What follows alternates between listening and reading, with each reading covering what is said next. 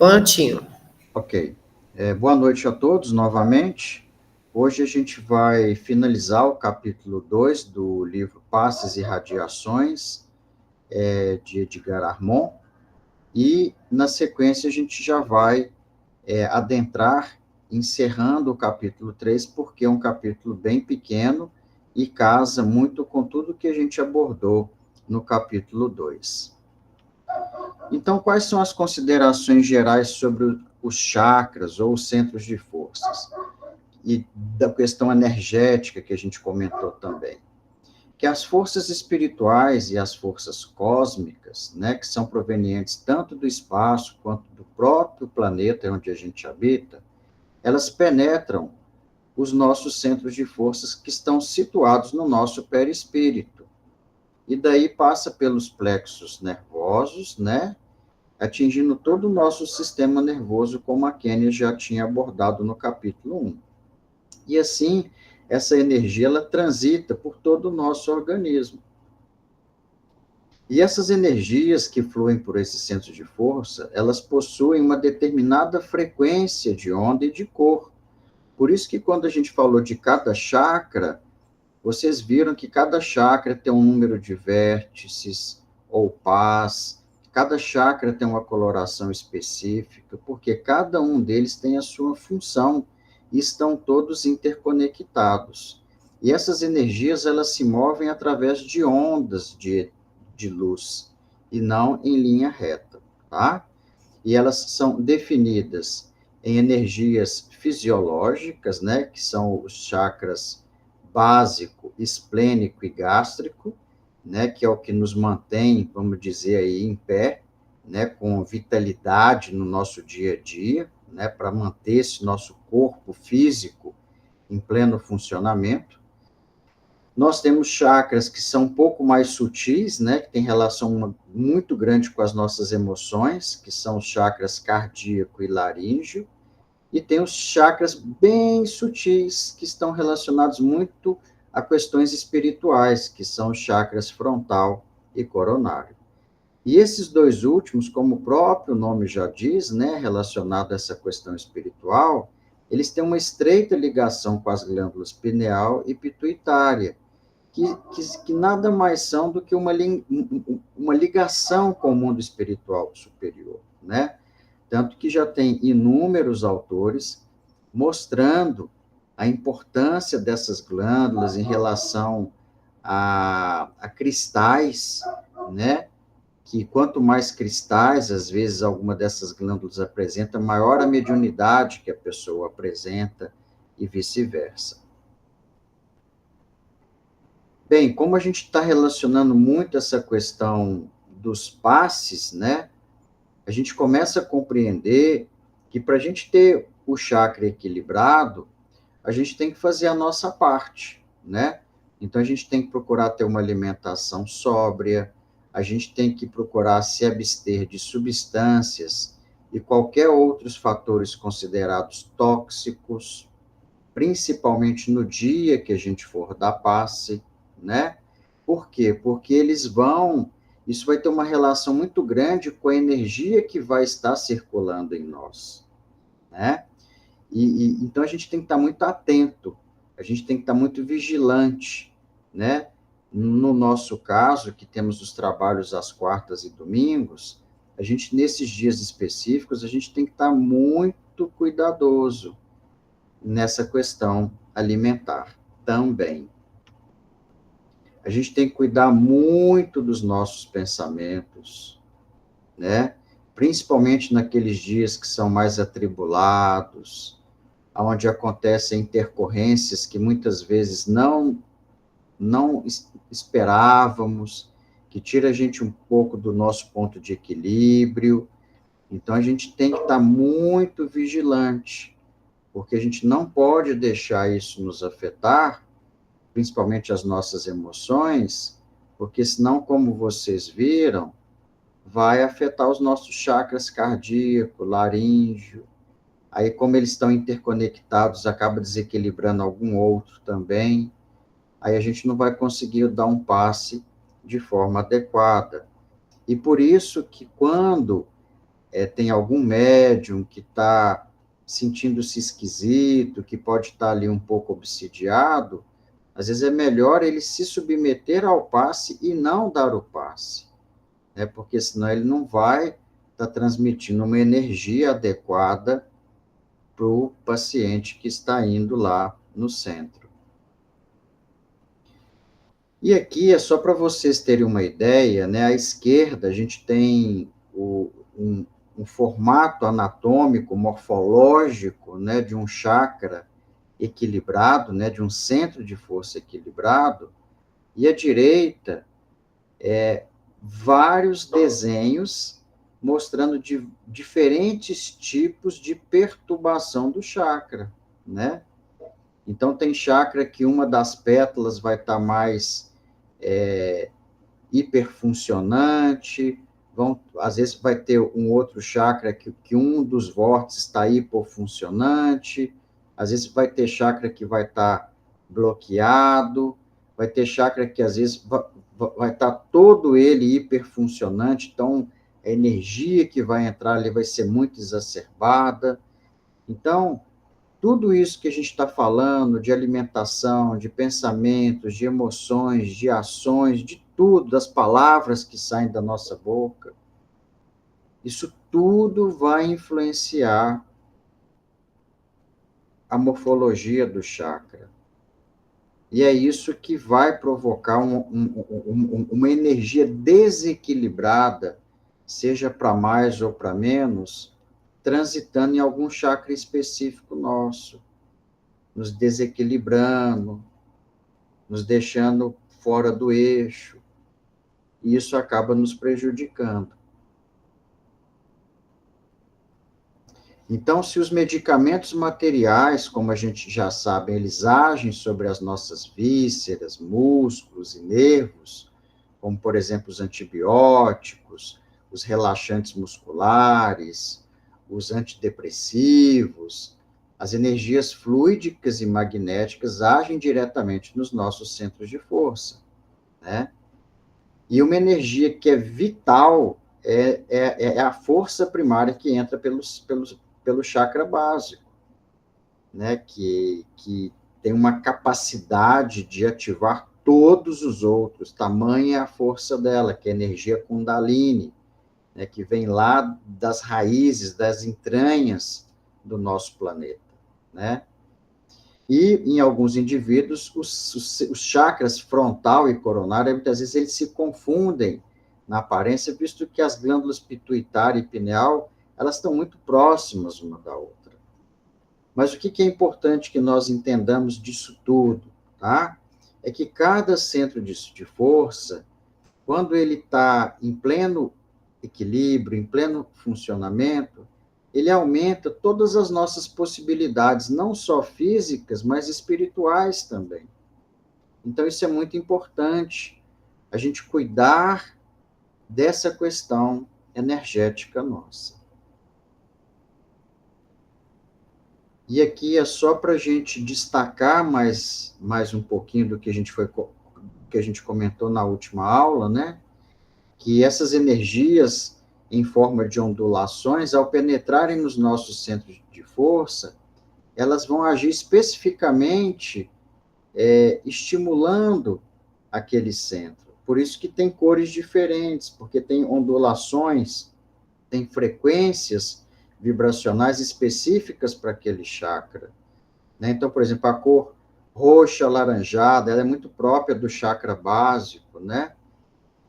Então, ela vai estimular muito os órgãos reprodutores, né? As questões dos desejos que a pessoa tem para a vida dela, a questão da libido, né? Vai deixar a pessoa muito ativa, né? A cor amarela, ela vai muito na região não só gástrica, mas na região cardíaca também, avivando, né, todos os nossos sentimentos positivos, e depois vai para o nosso encéfalo, né, despertando o nosso chakra coronário. A cor verde, né, embora ela possa ter uma relação muito grande também com o chakra cardíaco, ela também inunda muito a parte abdominal, né, ajudando ali o equilíbrio do plexo solar a vivificar todos os órgãos digestivos, né, todos os órgãos endócrinos do aparelho digestivo, né, o rósea, né, que circula por todo o sistema nervoso, acalmando, equilibrando, né. Então, nos médiuns, as faculdades podem ser despertadas por alterações introduzidas em seu corpo perispiritual, né, sobretudo no chakra genésico. Mas tem que ter muito cuidado na manipulação desse chakra, porque ele tem uma capacidade energética tão intensa que ele pode, às vezes, produzir perturbações sérias, tá? Então, nenhuma prática nesse sentido, aí muito, estou falando aqui na questão dos passes, né? A gente tem que tomar muito cuidado quando for dar passe e não ficar manipulando muito os centros de força se a gente não tiver um conhecimento adequado, porque ao invés de equilibrar, a gente pode desequilibrar o paciente. E a espiritualidade fala que a melhor forma da gente desenvolver ou da gente estimular o desenvolvimento dos centros de força é através da evangelização, né? Através do trabalho da moralidade, né?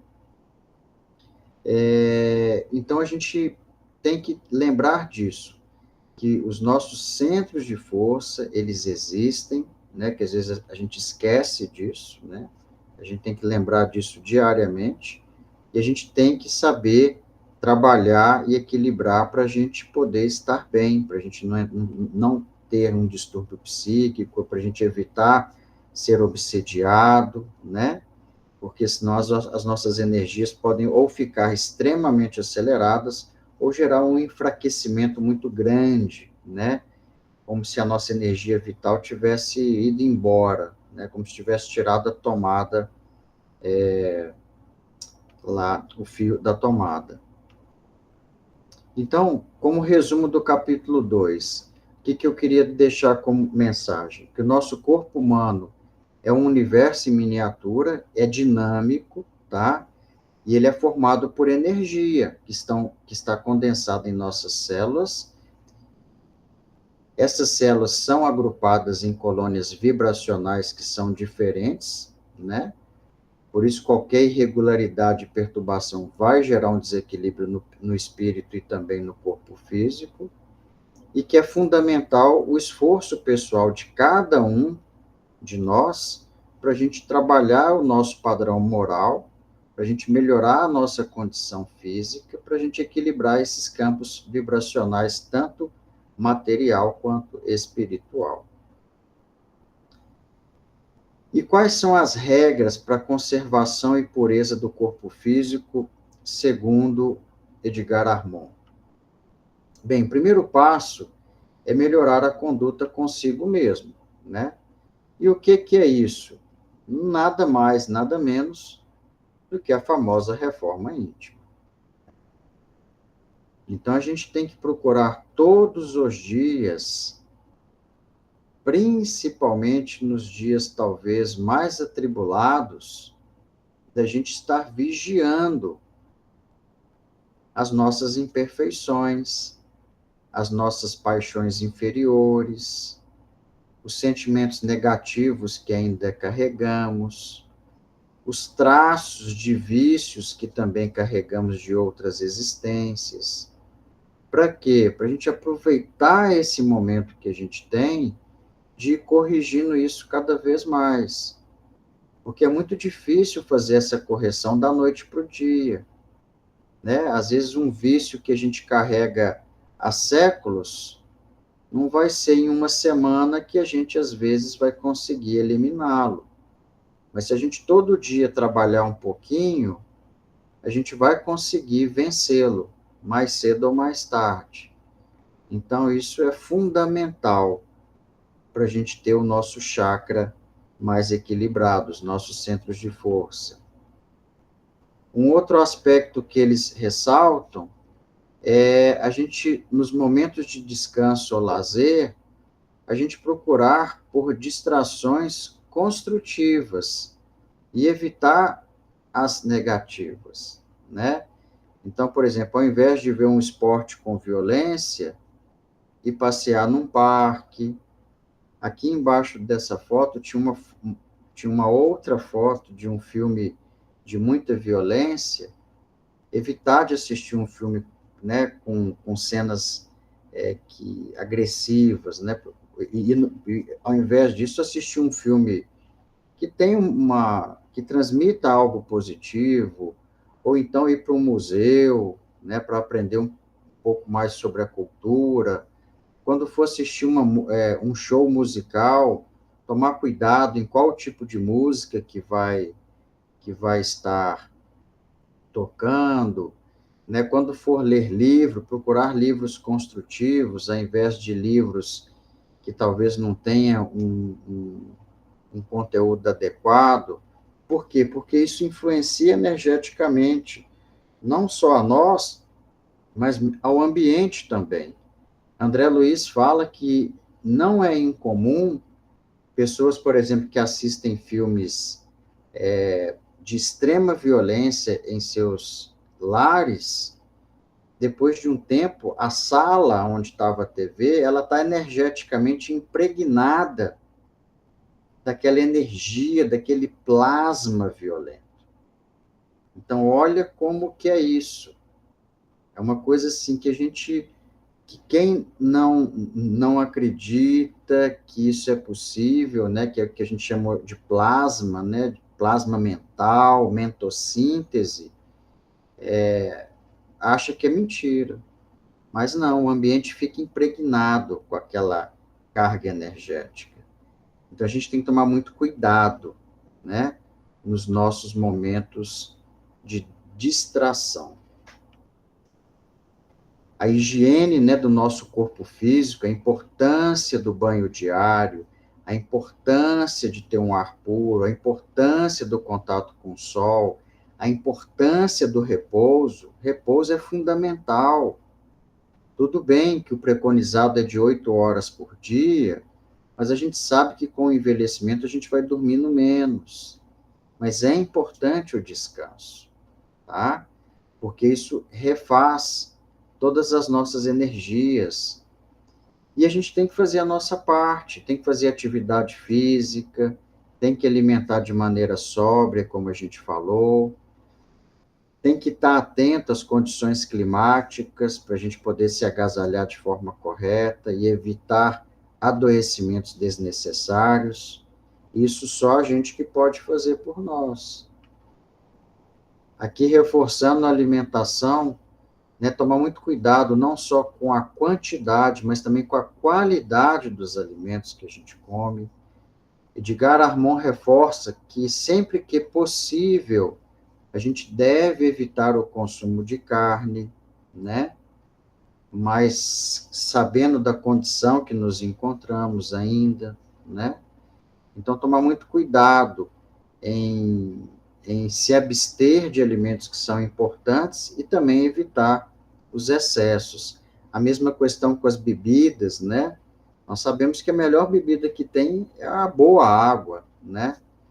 Então, assim, não que não possa tomar uma ou outra em algum momento, mas evitar bebidas alcoólicas, refrigerantes, né? Que hoje nós sabemos que tem uma quantidade de açúcar imensa e que gera doenças, né? A nível de fígado e outras coisas mais. Então, finalizando, qual que é a mensagem que a gente deixa? Que se nós quisermos ter os nossos centros de força e os nossos plexos nervosos orgânicos harmonizados, a gente tem que cuidar não só da nossa condição moral, mas também da nossa condição física, que é a casa que habita o nosso espírito. A gente tem uma responsabilidade muito grande sobre ela. E a gente fazendo isso, a gente vai cada vez mais ter saúde não só espiritual, mas saúde física também. Então, era isso que eu tinha para falar para vocês no dia de hoje. Se você quiser encerrar, Kênia, para a gente fazer a prece final.